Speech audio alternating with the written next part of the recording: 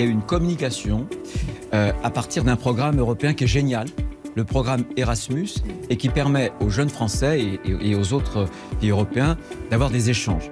Et la jeune femme était une jeune femme voilée. Ça rappelle exactement, il y a quelques mois, une autre campagne, qui était une campagne qui proclamait la liberté et dans le hijab.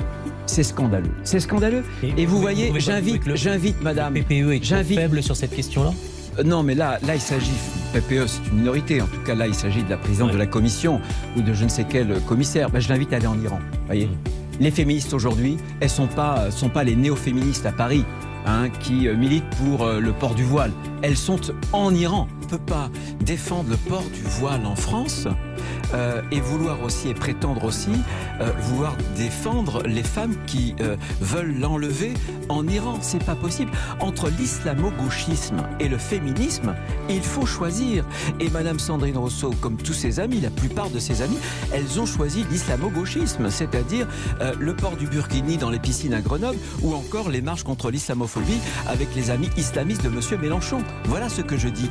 Le voile est évidemment un instrument de la soumission de la femme.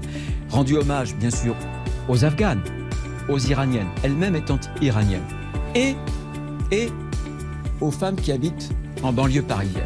Parce qu'aujourd'hui, en France, quand vous êtes une femme, une jeune fille, vous ne pouvez pas choisir la façon dont vous pouvez vous habiller. Vous ne pouvez pas aller prendre un pot de façon aussi libre. Vous ne pouvez pas sortir avec le garçon de votre choix. Il reste quelques minutes. Et ça, il faut le dénoncer. Et la Commission européenne, pour ce qui concerne cette action-là, se rend complice, finalement, de cette espèce de djihadisme d'atmosphère. Et la réponse doit être un combat culturel.